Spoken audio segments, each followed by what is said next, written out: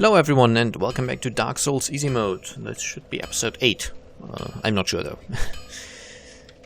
Before we go on to the next story section of the game, I want to get a particular ring. It's quite useful to my mind for the next fight. So what I'm going to do is basically show you how to get it.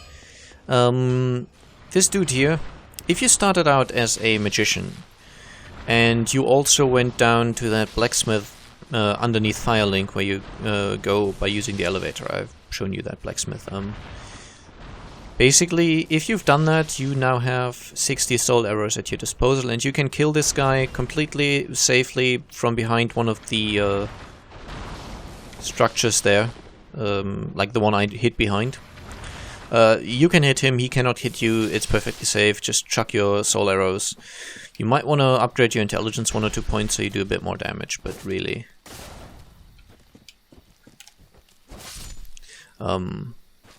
it's fine. You can kill that guy with relative ease.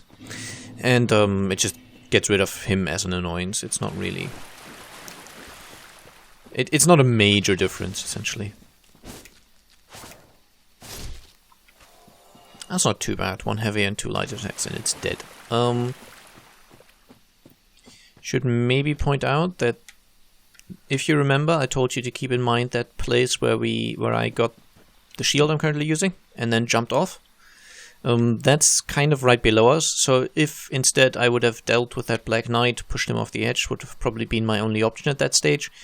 I could have run up here and entered this area from this side, and then I could have completely skipped the entire first section of the game and just done the gargoyles straight away. It's a huge sequence break which you're capable of doing using the master key. So we'll get to yeah. Why would I say we'll get to that? We've already gotten to that. I have now gotten to it. That's an option you have if you choose the master key, which, as I said, there isn't really anything else that's worthwhile to choose in the beginning. So I'd say go ahead, get the master key. Yeah, this guy here, by the way, he's kind of hiding underground. And he usually only triggers if you've walked at least some distance beyond his position. Like, he's hiding right here. I just said like, well, I like using the word in its proper way, but just saying that was like really weird, or something along those lines, I dislike. Anyway, you probably have to move about around here until he starts popping up. If, however, you hit his kind of idle location thing where he's in the ground with certain attacks, like a jumping attack would probably work, and that was another heavy attack. I meant this. You just need to have some animation that basically swings close to the ground. I mean, this also works, the just standard R1 on the longsword. You can basically trigger him before he just jumps out by himself. Okay, right here, you usually only see this on your way back, but you can grab this large soul of a nameless soldier.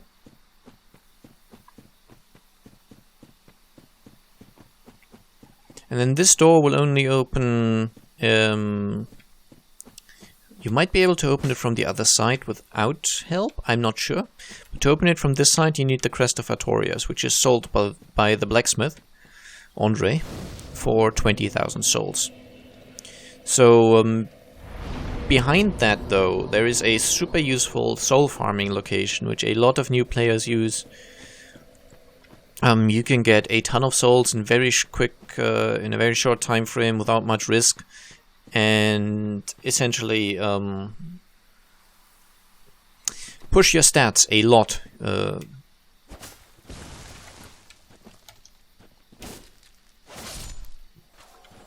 Just giving yourself a huge boost, so if you have a particular weapon you want to use but you don't have the stats, that place can be very, very nice for farming those levels. This here, by the way, is kind of a trap. If you pick up this item, all the 3 of these, I don't know, they have some kind of weird, I don't know, possessed shrubbery or something name officially, quote unquote officially, anyway. I don't know. Let's call them demon bushes, or whatever.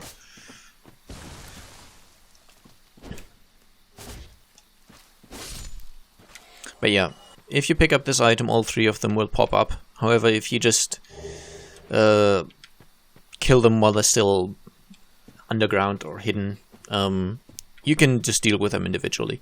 However, after you've done that once and picked up the item, the next time you come through here, they will all be active already, so it's something to be a little careful about. Okay, next this area. I probably won't have the damage to deal with these stone soldiers very well, but I'll try one of them anyway. They will only wake up if you get close to them. Yeah, that's not high damage.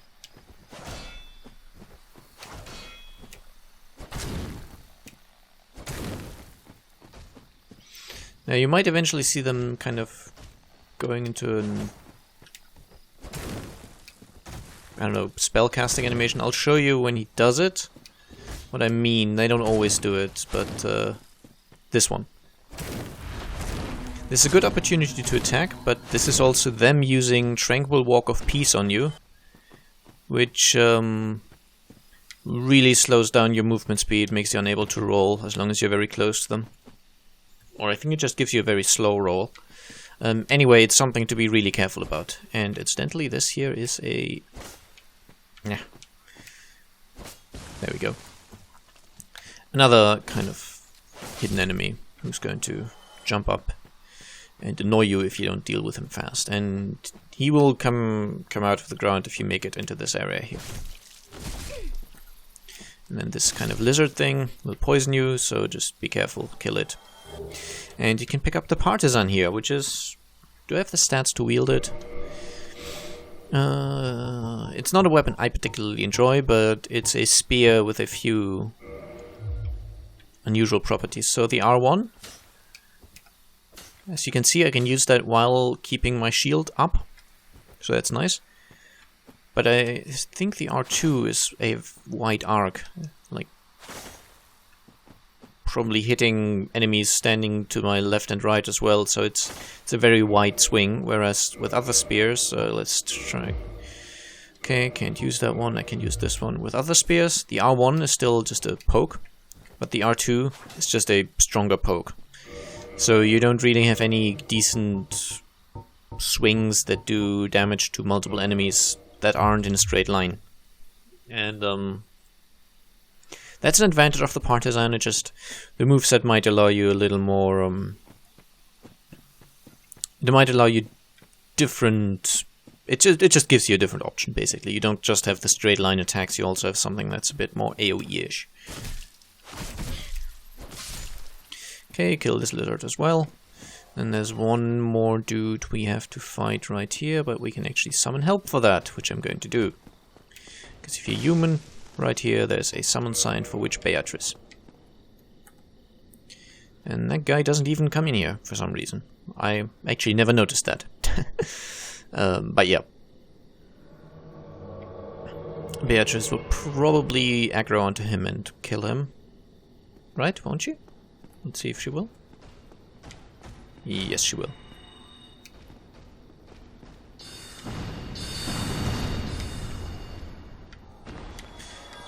But as you notice, she has no trouble dealing with these guys, and she also has no trouble at all dealing with the upcoming boss. So what I'll do is I will just equip a shield that's good against magic. I suspect that I have nothing better than the wooden shield. No, actually that's... oh, 65 on the Caduceus round shield. That's not bad. I think that's probably the best, actually. 65. Yeah, that's far and away the best. I mean, the Grass Crest shield is nice, but 65? That's good. And this boss does nothing but magic, so don't care about the physical defense, which is kind of... what is it on this shield? 85, so it's pretty poor. But the physical defense is completely irrelevant in this fight, only look at magic. And I guess I can also go for a slightly heavier setup, since I'm not intending to actually do much myself. Because basically this entire encounter is Well, you do this with a melee character, but it's a bit tedious, so we'll just wait, and the witch will start doing things eventually. And my job really right now is just dodging. And she has tons of damage against this guy, which is...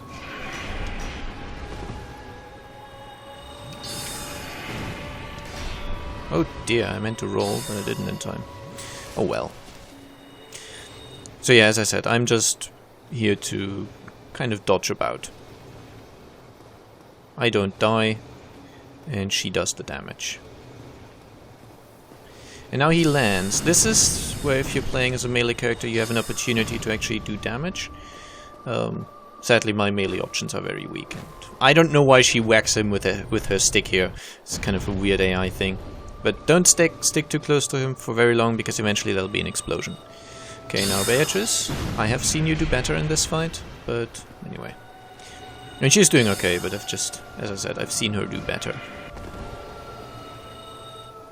Now he has one more move which I wouldn't mind showing you, which is this one.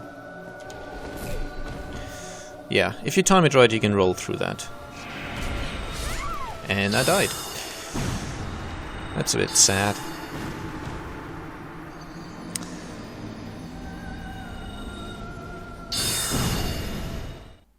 I wonder if that counted as the kill. I'll have to make myself human and check. So yeah, I did a very poorly timed heal there. I should have just...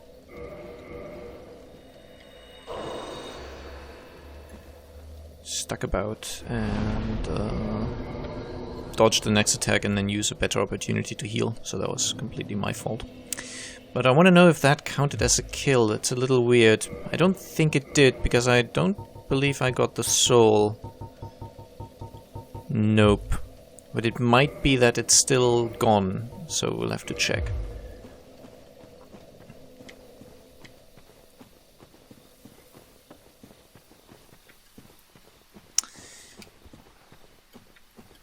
As you can see, these guys here are now active, so you have to deal with them the normal way.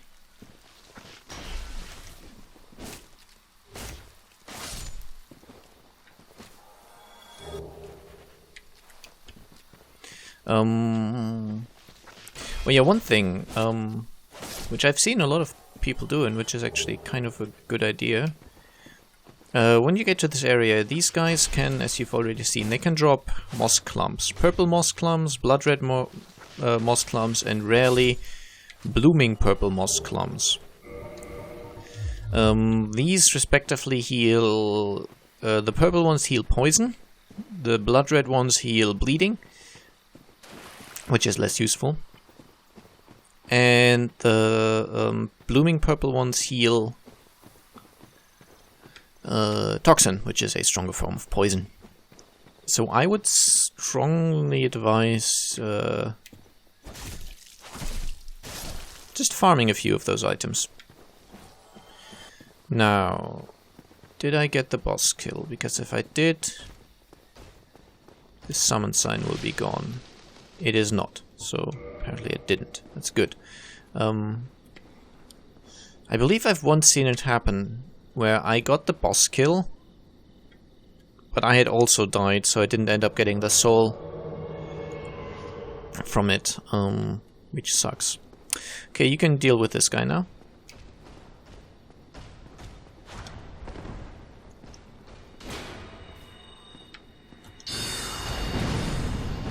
There we go. And I'll switch back to the Caduceus round shield, and how about I go for a faster roll this time?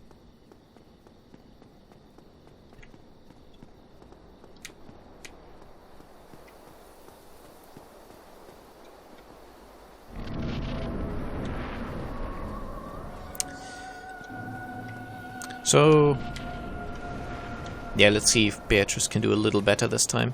She kind of didn't do much damage. Well, she did all the damage basically. I mean, she ended up killing it, but it was kind of slow.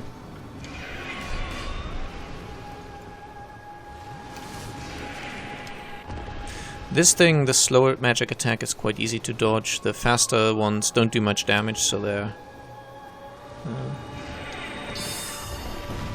They're a little more difficult to dodge, but yeah, as you can see, blocking them is kind of fine. Okay, Beatrice, why are you not even fighting? You should be aggroed onto it. Do something, silly witch. Wow.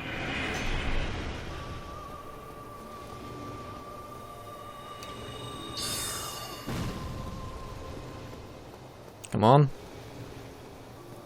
Okay, he's landing. I'm going to not attack him, because then Beatrice will attack as well and take damage.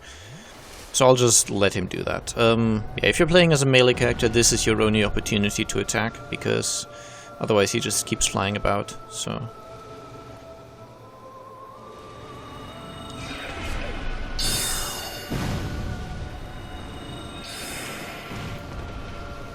Incidentally, he will always aim his attacks at you, never at the witch. I don't quite know why.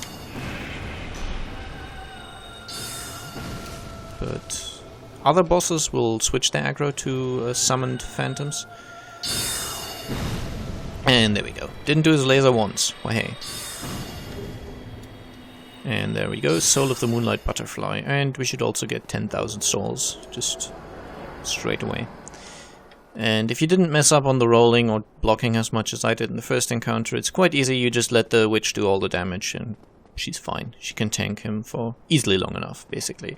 I have never yet seen it where she died in this fight and didn't get the kill. So, yeah.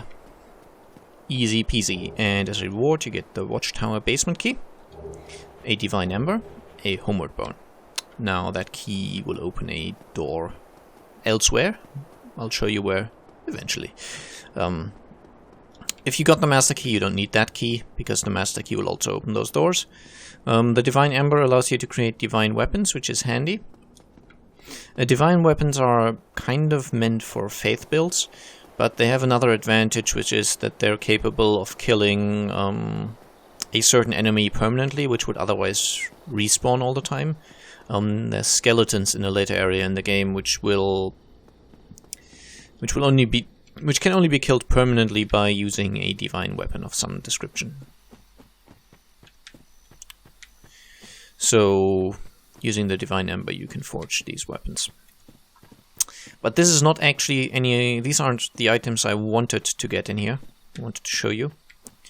We are just going to find a particular tree. This tree right here. Which, as you can see, moves. They used to have an attack animation as well, so they could attack you, but no longer. Instead, you can just kill them. Now, I mean, they give some souls, but mostly he's here guarding this entrance, but because he can move, if you just spend enough time in this area, he'll eventually just be elsewhere. So you can just move past him. Which means I wouldn't have had to kill him. I mean, he doesn't give much souls, but might as well.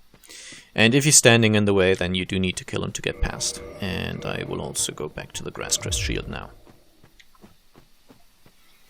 Okay, down here we get these... I don't know what they're meant to be. They're kind of frog lizard things.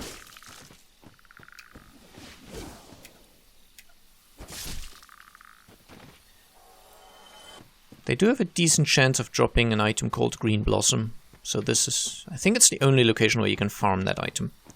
There's NPCs that sell it as well, but farming it, I believe, is only possible right here.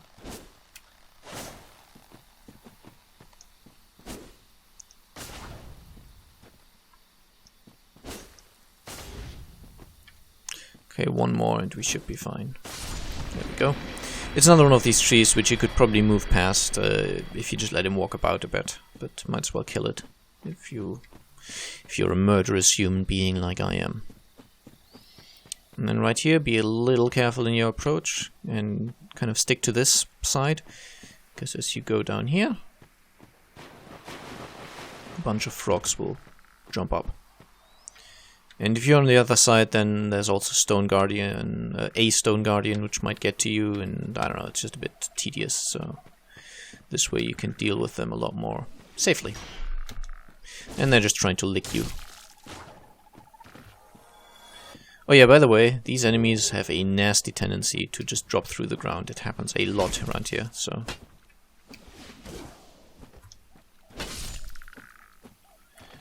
If you want their loot, best be fast.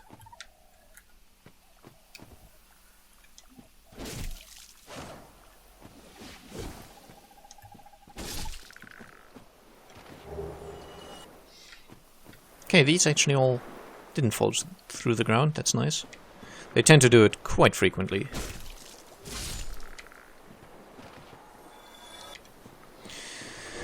Right, green blossoms temporarily increase your stamina regeneration, similar to what the Grass Crest Shield does, but the effects stack, so I can use the Grass Crest Shield together with the green blossom and I'll get more stamina regeneration. There's also a ring which gives stamina regeneration and a helmet which gives stamina regeneration, and all of these stack with each other.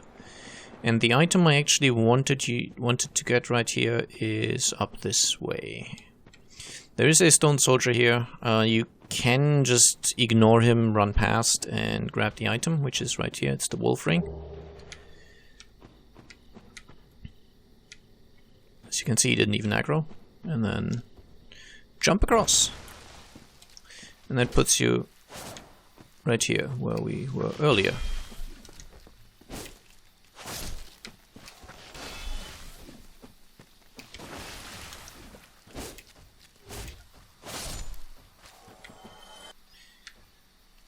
Okay, let's go to the wolf ring.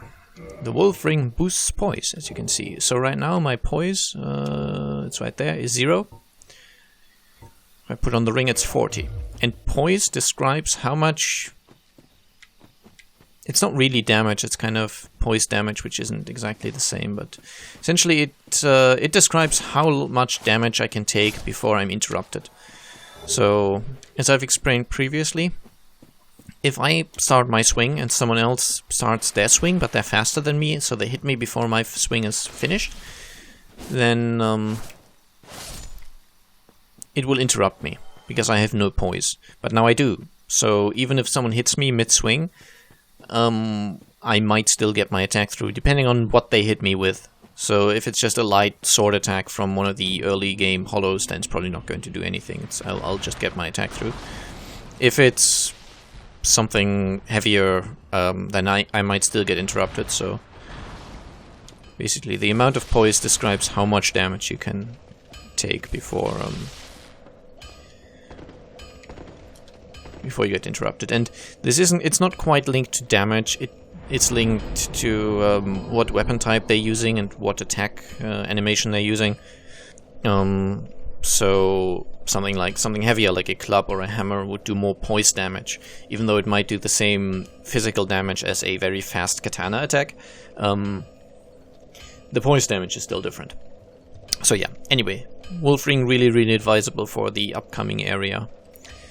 I'll also level up a bit because I haven't really done that yet, so for the sake of sticking to a kind of beginner style playthrough, I'll up my strength a little, dexterity a little. Actually, I can probably put that to 20. And then I'll put endurance to 15 and vitality to 14. I usually would not spec vitality pretty much at all, but I'm doing it now because as a beginner I would suggest you spec a little vitality at least.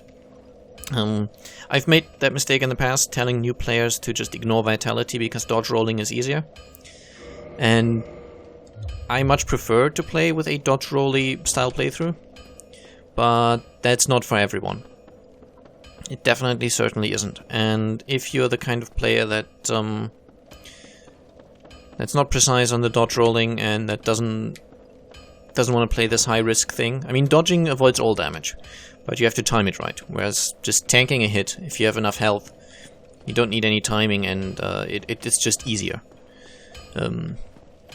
So yeah, some vitality probably good for a beginning player. And if you talk to him with a Divine Ember in your inventory, he just kind of says, "Oh, I really like that. Give it to me." Be careful. I can't actually use it yet, but that's okay.